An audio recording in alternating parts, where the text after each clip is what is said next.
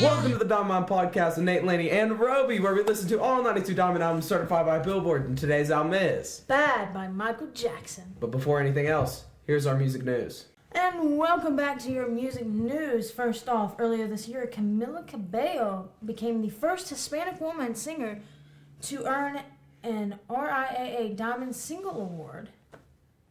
It was Havana, imagine that. Mm-hmm. Elton John turned 75 years old on March 27th. Miley Cyrus celebrated 16 years of Hannah Montana. Longtime Deftones bassist Sergio Vega is leaving. Sorry. I saw. Don't even. Me and Roby are down here making notes to each other. Sorry. Is leaving the band due to a contract dispute. The Foo Fighters have canceled all of their upcoming tour dates due to the staggering loss of Taylor Hawkins. Oh, no.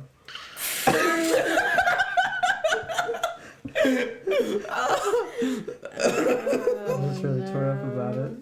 Yeah, it's unfortunate.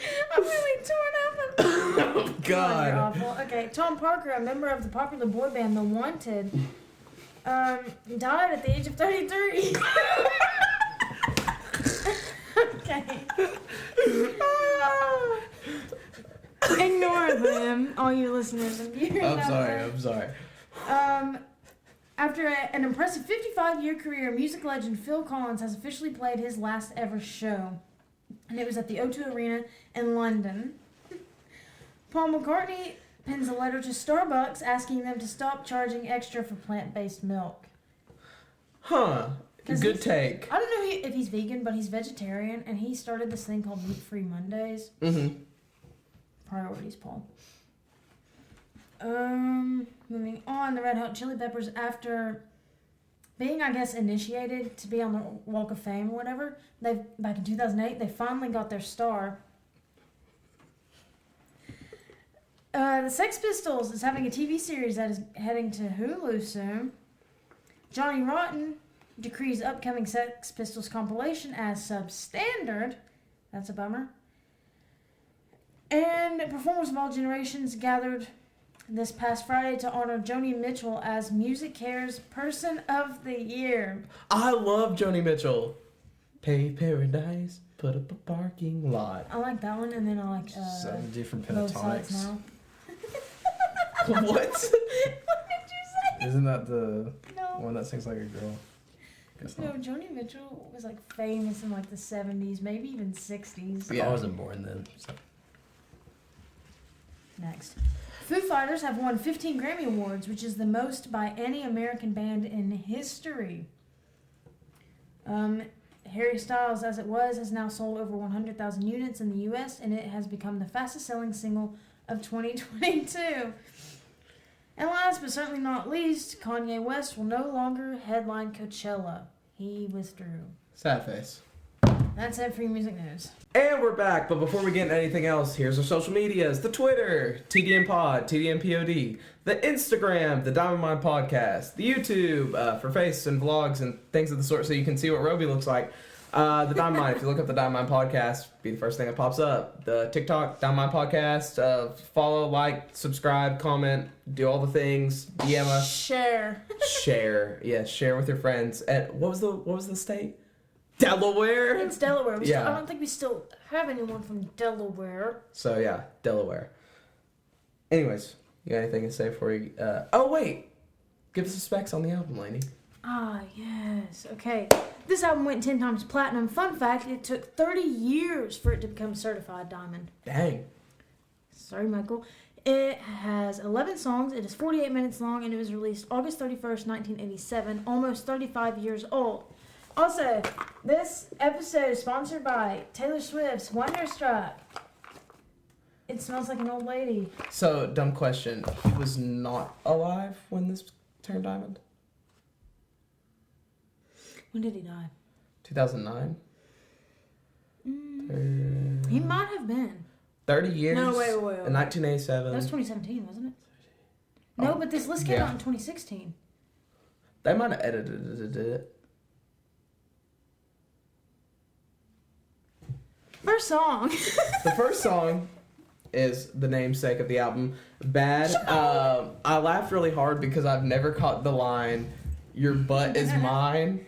The opening line, he opens up his Big Diamond We album had to restart with the line, "Your butt is mine." Well, there's actually, according to Genius, there's a fact about that. He wanted this song to be a duet with Prince, but Prince was very against that line. He's like, I don't know who we're going to sing that to, because I'm not going to sing that line to you, and you're definitely not going to sing it to me.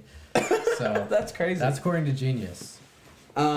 So this is where we get not introduced, because obviously we already know, but introducing this album to the king of ad libs with all his shamones and that's just something I really staple with Michael Jackson that I really, really like, just because it keeps me entertained throughout the whole entire song. This is 80s AF, but Michael Jackson gets the pass because it's Michael Jackson and his music is just so timeless and nice to listen to. It spans decades. The bass line, very nice. Voice of an angel. It's like something a tough guy walking down an alley would be listening to. That's at least the picture I get, because, he's bad. Yeah. But only Michael Jackson, going back to the ad lib a little bit, only Michael Jackson can get away with making up a word. Shimon. You say that, but I think Phil Collins got away with the studio. Yeah, that's fair. But Michael Jackson consistently says Shimon across his discography. And he always has the whoo he chicka chicka Shimon. Ow! Okay, sorry. Shimon. That's all I got to say. Bad. I mean, high energy, upbeat. We all know the song. We all love it. Like Nate said, a lot of these songs are classic 80s vibes, but he's the king of pop, so he gets the pass. Genius says that Michael's just putting a new definition to bad. It's not necessarily saying that you have to be like a bully. It's just saying you're brave and you're willing to step out. Like, you're cool, but you're not bad. You're not like a bad person. You're so brave. It's like that line in Wreck-It Ralph where he's like, just because we are bad guys does not mean we are bad guys. Exactly. Yeah. Like Roby had already said, Prince was supposed to be on the song and in the video, but then it went to Wesley Snipes. This video is inspired by Edmund Perry, who was killed by a policeman in Manhattan. Sorry. The video was written by Richard Price and directed by Martin Scorsese. Fun fact. Yeah, right? That's crazy. But I mean, this was his 7th solo album. So at this point, Michael, I mean, yeah, he was huge in Jackson 5, but ginormous solo. So and he'd already had Billie Jean and a bunch of that come out, so yeah, but every time I hear the song I can only think of Weird Al's Fat. Oh yeah, I was singing it throughout the song because they're in the parking garage or and he does the twitches and it's like whoosh. You ever heard that song, Roby? Yes, I'm a big fan of Weird Al. Good, aren't we all? But the song is still tough. Still bad, if you will, but not bad.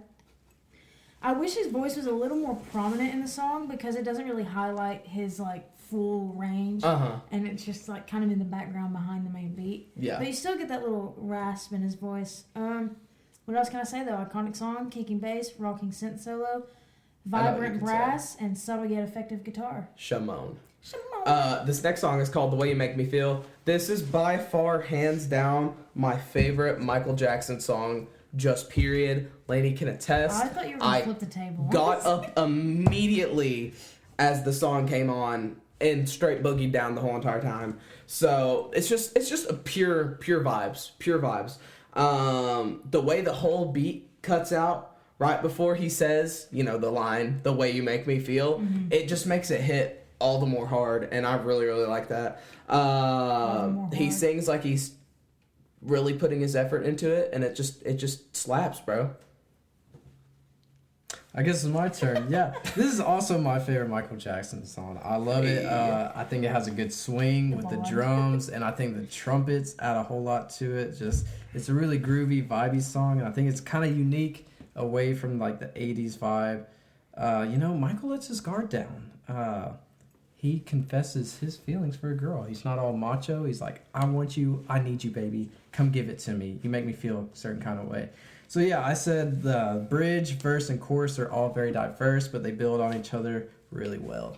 The way I know you read that straight from Genius Lyrics because I have it written down that it says, he lets his guard down and needs assurance from the girl who makes him feel really good and wants her to hold him close. What a strange coincidence. But honestly, Maybe I didn't. Roby wrote that article. Yeah, that's it. I mean, there's not a lot to say. Obviously, it's their favorite Michael Jackson song, and there is a definite reason for it. And I mean, just straight off the bat, it had a very simple drum beat that was just, I mean, very demanding. It led the way. It set you up for Are you success. Snapchatting in the middle of the podcast? How unprofessional of you, Robert. And you want to be our third host. We get a load of this guy. Well, if I was the third host, I would be on Snapchat. Wait. This is a load of particles. Anyway, yeah. Full on swing of the vibe, music, everything great. Love the song next. The next song is called Speed Demon. Starts. Wait. Speed Demon was not part of the original release. Say swear. I swear. It's on the Super Mega Cock version. Okay, well, you gotta bleep that. It's kind of funny though. Yes, it is. What version did you listen to? You gotta show me what Dog. you're looking at. I think you're listening to the Super Mega Cock. No, I'm not. We are not listening to the Super Mega Cock version. We listen to the real version, my guy. Bleeps. Yeah, it's gonna be a lot of You gonna chicken have the noises. chickens?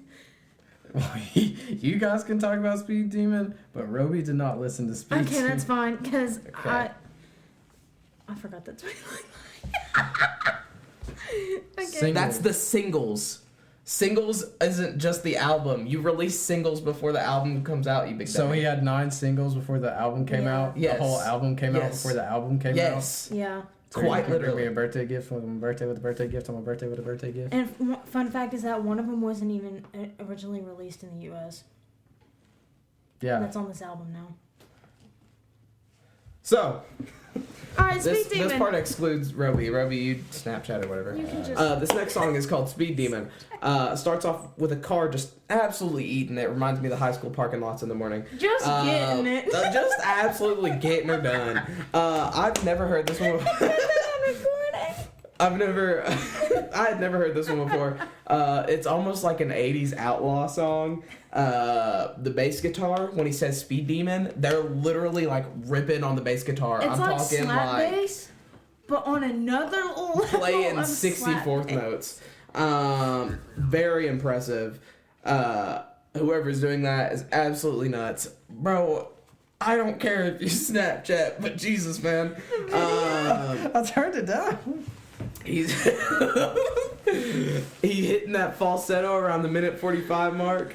The brass in this is so nice. Definitely some funky undertones in this. Throws it back to his older days. The lyrics in and of itself are a little too repetitive for me, but it still bangs. Roby just pulled a cosmic brownie out of his hoodie pocket and is now opening the cosmic brownie. He is carrying the wrapper from the cosmic brownie. No. He just dropped half the cosmic brownie, but he caught it, and now he put the whole half of the cosmic. Jesus Christ, man! The whole half of the cosmic brownie in his money mouth. that he could put the whole thing in his mouth. Yeah, I bet you won't. Well, darn. It's fine. You don't even have to talk for the rest of the song. That's fair. Just inhale the other half while I talk. And just don't choke, dog. Okay. Yeah, if you start choking on the podcast, that would make for good content, though. So if you want to like inhale real quick. That's going on the TikTok. If he chokes, we do the Heimlich. Roby just tried to take a picture of my feet. What? You are so out of pocket.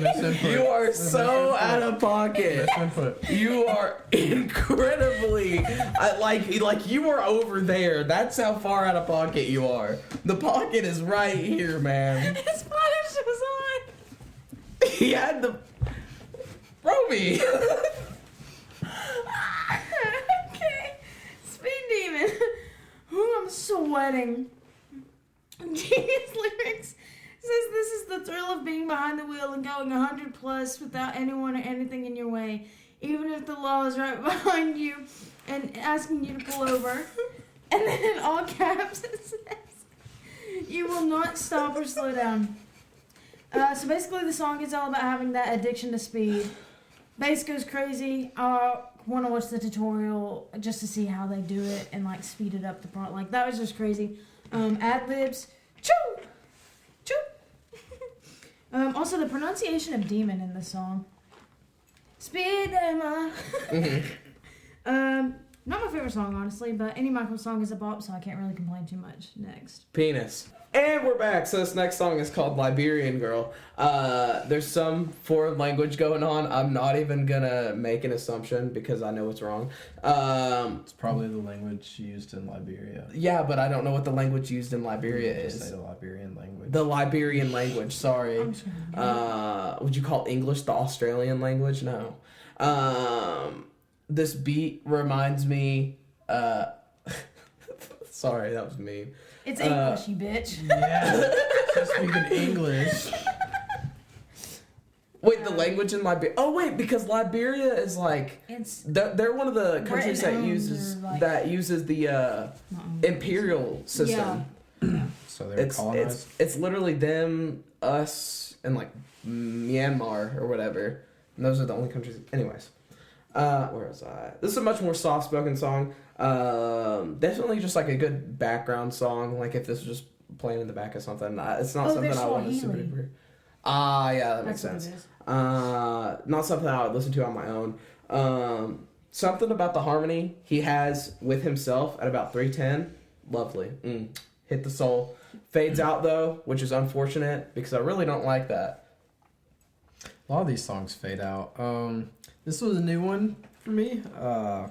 It's a cool change of pace with some unique percussion instruments. You know, it sounded like we had some like marimbas, maybe some xylophones. I don't know. Very African music vibes. You know, like Toto. Michael starts with a soft change of pace from, and then he moves to a more loud and powerful theme. Early. I don't even know what I'm trying to say. Anyways, yeah, I noted the use of language in the song with Swahili. I thought it was cool. I thought maybe he had a thing for a librarian, but it's Liberian. So great harmony to end the song. This song was dedicated to Elizabeth Taylor.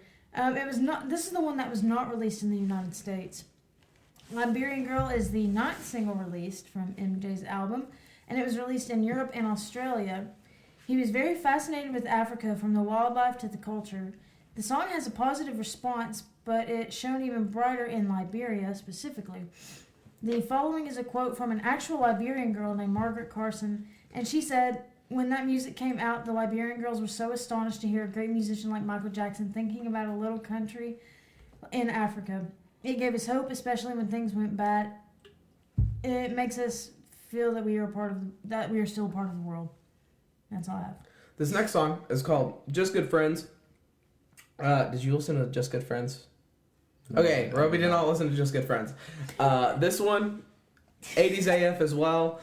He sang like a saxophone in the beginning, quite literally. He's like, it sounds exactly like a saxophone, I swear. I don't like Stevie Wonder's inclusion on this song, though. I don't even dislike Stevie. He just sounds weird on this one. He's trying to sound like Michael. So it was just a weird... Man, I'm so distracted. It's just a weird thing. I realized I was looking at your crotch and then I say, man, I'm so distracted. He's typing down there, guys. This song otherwise was just your basic Michael Jackson romp. It was just your basic Michael Jackson romp. But the Stevie Wonder just wasn't exactly it for me. Did you read what he read before? Yes, I read it. Chill out, Roby. Okay. So, like Nate has previously mentioned, this is... Roby just pooted, God. That sentence needs to go on like a banister or something. Roby just pooted, God. Yeah. Okay, so like Nate already said, this is a duet between Stevie Wonder, He's Not Blind, and King of Pop Michael Jackson. You've not been listening to the podcast thoroughly if you don't get that one. Yeah, really. But it was okay. So apparently, this album was supposed to have duets with Prince, Whitney Houston, Barbra Streisand, and Diana Ross. Dang, that's a legendary lineup. Right, but apparently Stevie's was the only one of the two that ever materialized. Whitney, among others, backed out of "I Just Can't Stop Loving You," leaving what's her name? Sita. I don't even know. Sada Garrett. So sorry, if you're new here, we don't know how to pronounce names or anything properly. If you're not new here, then I'm so sorry that you've stuck with us this long. Did you catch it? Oh, Roby snagged it. Sorry, guys. You're so weird. But Just Good Friends was the only song in the LP not to receive either a music video or a release as a single. It was also the only song apart from Man in the Mirror that Jackson didn't help write. Michael and Stevie, I hate you both, sing of a woman who is a mutual lover to them, but she seems to neglect both. Sputnik Music, did not know that was a thing, called it a severely underrated song, which could have been a single. The two only performed the song live once, and it was in Australia on November 20th, 1987. Neither has performed it in its entirety or partially since then, and this song was very 80s sounding. Alright, this next song is called Another Part of Me. Did you listen to this one?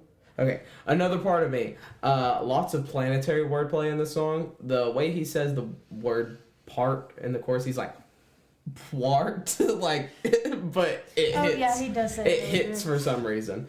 This one's real funky. The build-up in the chorus reminds me a lot of Bad with the brassy hits, and I quite enjoyed this one. No, I'm bad. Yeah, I thought this one had like a really shimmering intro. Classic 80s vibes. I thought this was one of the most 80s songs on the album. I said groovy beat, speaks in love and unification of humanity. He has a lot of songs about humanitarian efforts, and this was just one of those. This was just not one of his better ones. No, Man in the Mirror is like the best one. Yeah. Yeah. Unless you include We Are the World. Which even then, I don't know. We Are the Oh, World. I'll tell you. Oh. I mean, Justin Bieber's on We Are the World. Don't talk to me ever again. I mean it. There comes a time. Stop it. Another part of me. In the 2001 special edition release of the album, Quincy Jones revealed that this song was almost cut from the album in favor of another song called Streetwalker, but the manager at the time tipped the scales for the song by dancing to it. You Take a shit? Like me.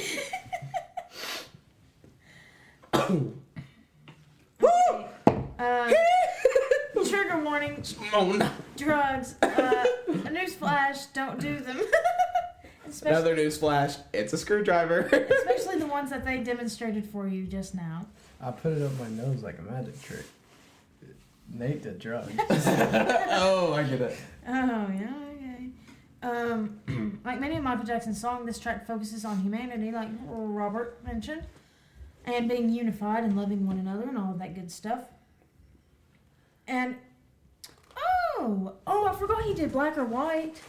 Oh, yeah. In multiple interviews and statements, he talked about global unity and unifying the world, though he never claimed a religion except for Jehovah's Witness as a child. You got that right off Genius. Yeah, I did, but like I didn't read it. I just copy and pasted it. I didn't know that. Many people think he was a believer in New Age spirituality as well as Islam. Ironically, Michael was kicked out of Jehovah's Witnesses church for being too worldly. I thought that was going to go a different direction for a hot second. I was afraid to read. Next song. This next song is called "Man in the Mirror," something we were literally just talking about. Obviously, I've heard this one before. We've gone through a few songs that I hadn't heard, but this is one of his inspirational songs. This was my favorite Michael Jackson song when I was little. Oh, okay. I was about to say, did you say you hadn't heard this one? Yeah. This is my favorite Michael Jackson song when I was little. It's got a great meaning behind it that I can really dig. The chorus is also really catchy, which is good for a song like this because you want it to get stuck in people's ears and they're singing it and they're spreading your message. So, like, and they're doing it unintentionally, like they're not even meaning to. We got a Shimon in the song, too. So that just automatically bumps it up. Outro's a bit too long for my taste if I have to find something to complain about, but all in all, it's a pretty banger. Product placement. That's the perfume. I thought that was or that was an ornament. You're just too weird for me. And that's saying Smells something. like Taylor. Yeah, it does smell like an old person. Thank you. Got it. Shimon. Walmart in middle school. Shimon. Alright. Do you have notes for the song? You Robert? definitely used it too. Shut your ass up. Yeah. Yeah, Song, in middle school. Yeah, the song's very soft. I said a humanitarian song, part 2. It's a song of reflection and wanting to change. To begin changing the world, he's got to change himself first. Change starts with the individual. But I like how the song just crescendos into like a soulful, kind of sad to a loud, powerful song. He's like, can I make a change? He's like, yeah, I can make a change. Yeah. Is that it? Yeah. Never mind. Alright. So the first time I heard the song, I actually really did love it, and I mean, I still do, of course. Yeah, Michael Jackson song, cool. But this song was nominated for Record of the Year at the Grammy Awards. The song topped the Billboard Hot 100 for 2 weeks, and it peaked at 21 in the UK singles chart in 88. But in 2009, following Jackson's death, it peaked at number 2 and also became the number 1 single in iTunes downloads in the US and UK, having sold over 1.3 million digital copies in the former alone. And Apple Music describes this song as a profound humanitarian plea. I agree. Next. This next song, I don't know if you listen to this one, Roby. It's called I Just Can't Stop Loving You. I did. Sweet. Okay, then you probably listen to all of them.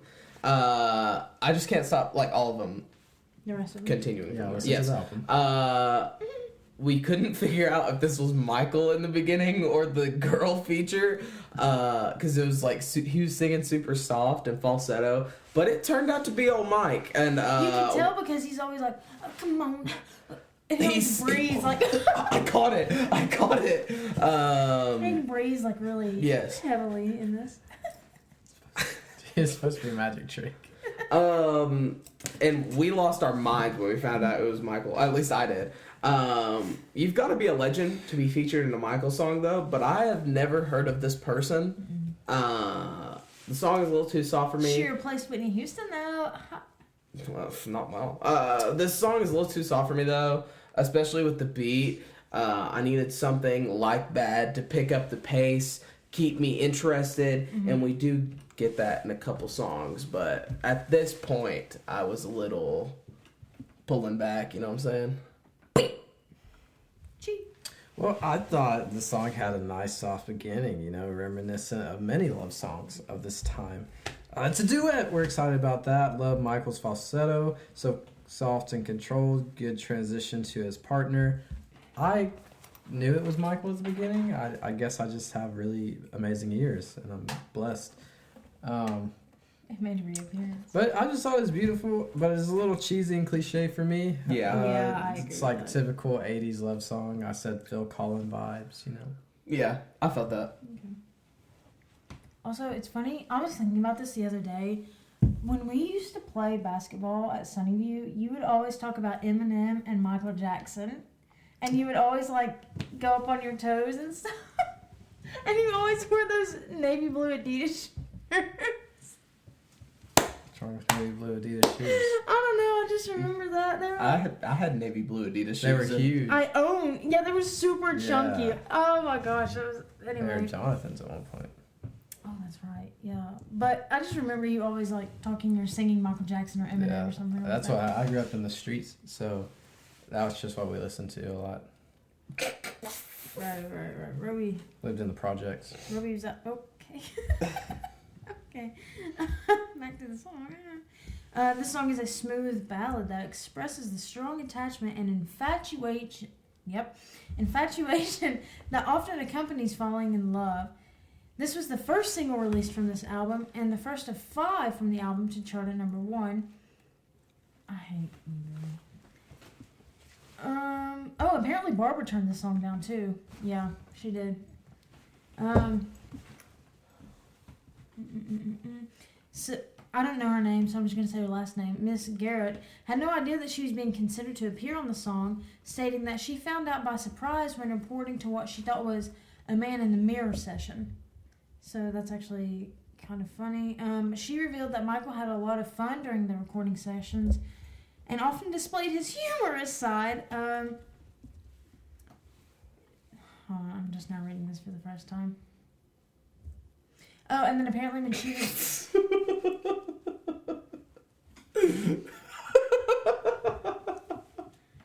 You're scarring me. Is that for real?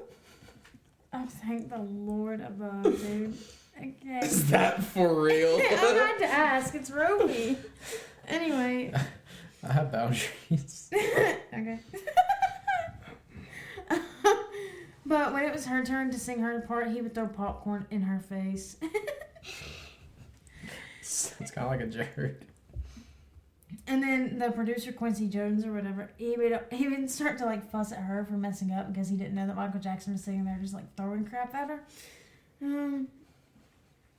Yeah, let's just move on to the next song. The next song is called Dirty Diana. My girlfriend, Kylie, has 1000% shown me this. I don't like the way he sings the verses in the song, though. Like, the first half of the verse, he's, like, super duper slow. And then at the end, he, like, catches up. It literally feels like video game lag, where you go super duper slow, and then you run, like, 20 meters in half a second. I can still smell that. It smells like middle school lady. So those verses weren't exactly for me. The chorus, pretty catchy, as Roby just sang the Dirty Diana, that little thing going on. It's really, really nice, but the verses just kind of throw this off for me. This is like a 4 out of 10 for me, I'm not gonna lie. Just look at it. I absolutely loved this song. I had not experienced it before. I'd heard of it, but I thought it was very dramatic and fun. Lots of emotion in the song, even though it's not very like emotional. It's just about a groupie who's tempting him. Mm-hmm. I think the guitar adds a whole lot to the song. I'd say it's a number 2 for me on this album. That's crazy. That's fair, honestly. Yeah, so Apple Music, like Roby just mentioned, it's about a groupie or whatever, and so is Billie Jean, but it takes a different approach on it. And Apple Music describes it something along the lines of like a furious lust is what the song is about. Mm-hmm. But it is probably the cleanest song about that subject that we have heard so far, considering like Nelly and Outkast and Eminem. Yeah. And Usher. God, yeah. These are my confessions. Okay, that's a belt. But anyway. So Dirty Diana tackles the issue of groupies in a more aggressive way, like I just said. Is accompanied by a guitar riff from... okay, it says a la Beat It, but it's because it's from the same guitarist, Steve Stevens. So on the song, in an interview in 1987 that Michael did, he said that he loves Dirty Diana. It was one of his favorite songs. It's a life story of a groupie, and it's something that he has experienced. Obviously, he was the king of pop and, you know, whatever. And a lot of people that grow up on the road experience or whatever also have that same groupie experience. And there was one time on a visit to Wembley during his Bad World Tour, Michael took this song out of a lineup in deference to Princess Diana because it was previously thought that the song was performed...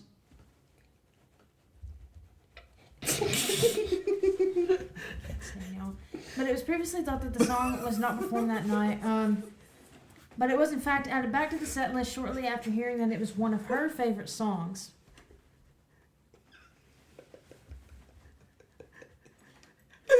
I'm sorry.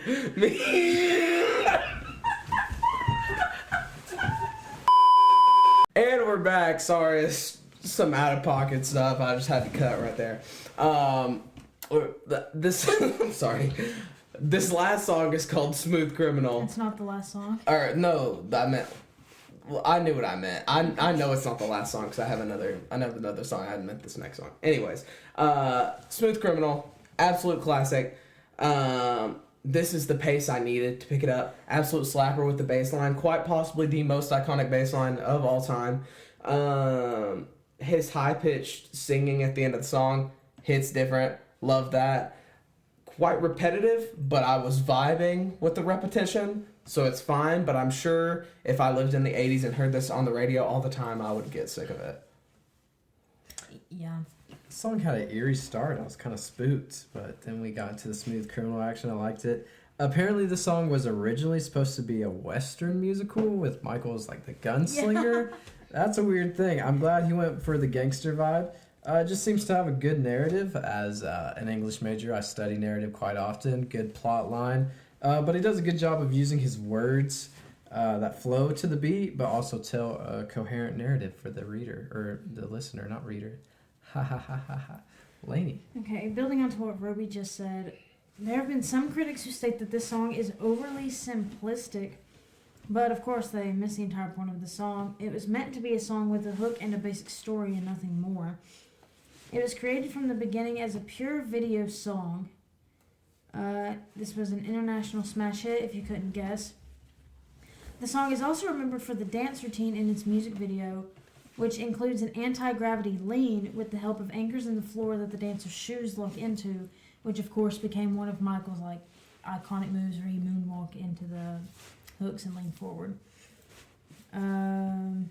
Yeah, like they said, incredible bass line. Next, last. This last song is called Leave Me Alone.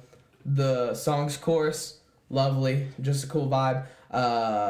There is, I don't have a lot to say, this is a nice little outro, but there is one chord that he builds in the chorus with his voice consistently, and I really, really like that. I like when people not only harmonize in general, but harmonize with themselves or layer their voice over it. It's very nice, and I like that touch.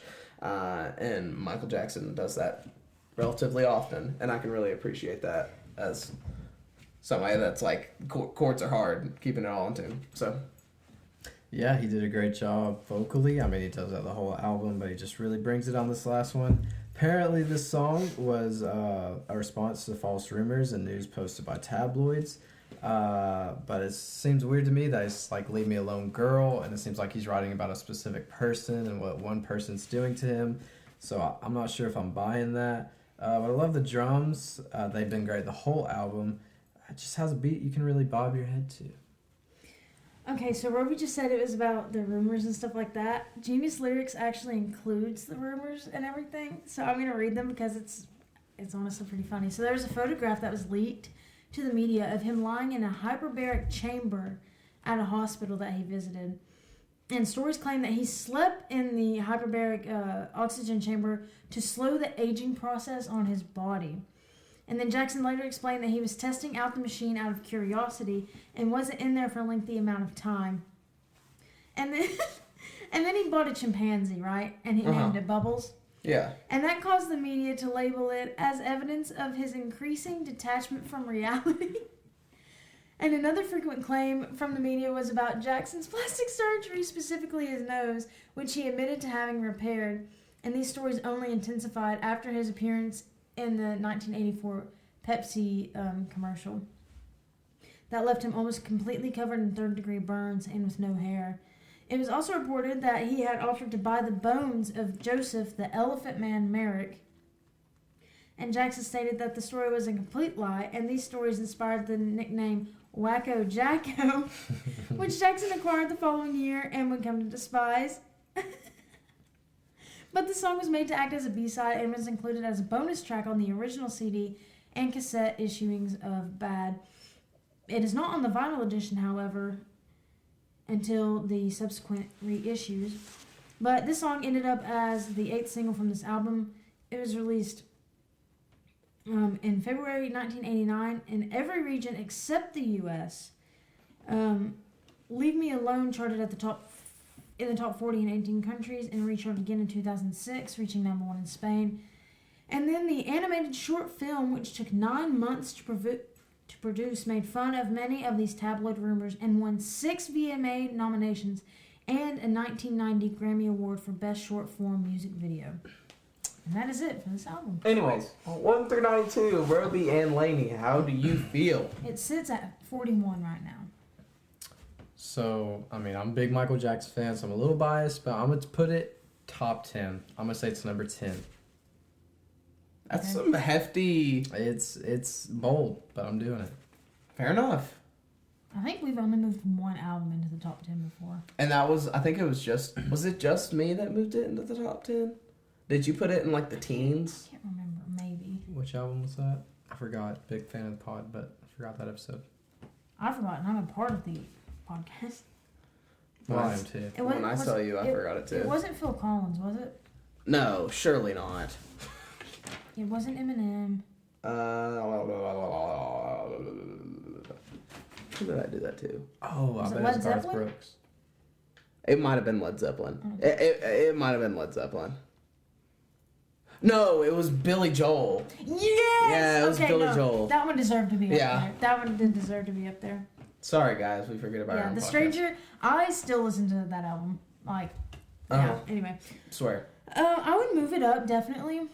But as a Michael Jackson album, it didn't fully do it, like, for me to move it up, like, Mm-hmm. crazy amounts. So Roby said number 10.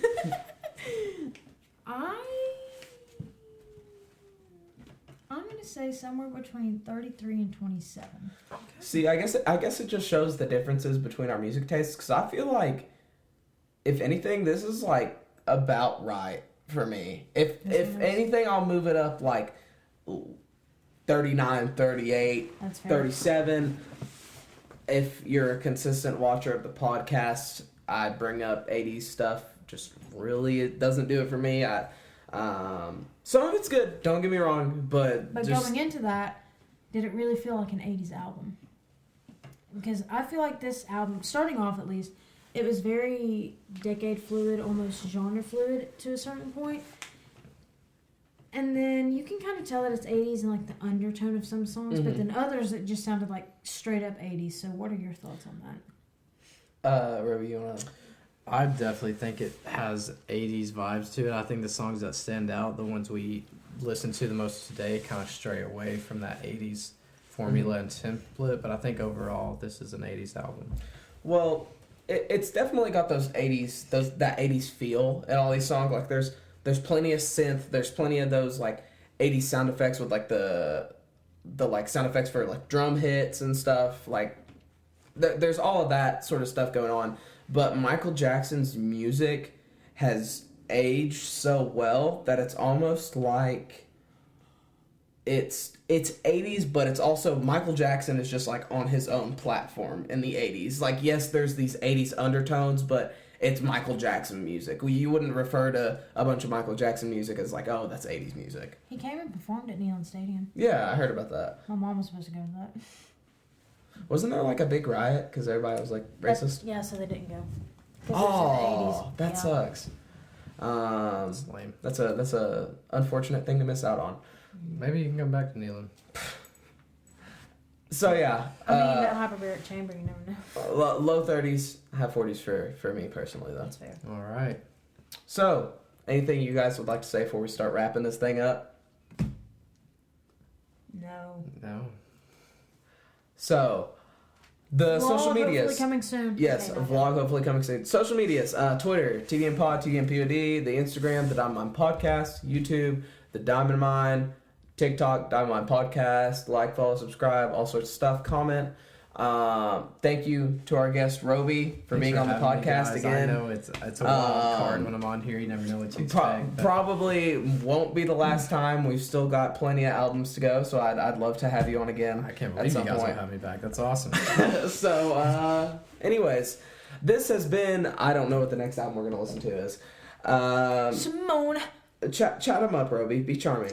Well, guys, if you're lucky, you may see Nate has an award for me he'd like to present to me. So we may have that on the TikTok. We may include it in this podcast episode. You never know. Why do you have a Hello Kitty house key? So Hello Kitty house key. I house it for a lot of people. One guy thought it'd be funny if the key he gave me was a Hello Kitty key. And then their lock broke. They changed the locks, got a new key for me, and he kept the theme of Hello Kitty. So yeah, I have a Hello Kitty key on my keyring. Anyways, anything else you guys would like to say? No. Would you like to present the award to me for the TikTok? I'd have to like go out to my car, man. Yeah, on the TikTok. Oh yeah, sure. We'll just post This has been the Diamond Podcast. We'll be back at you next week with Whitney Houston.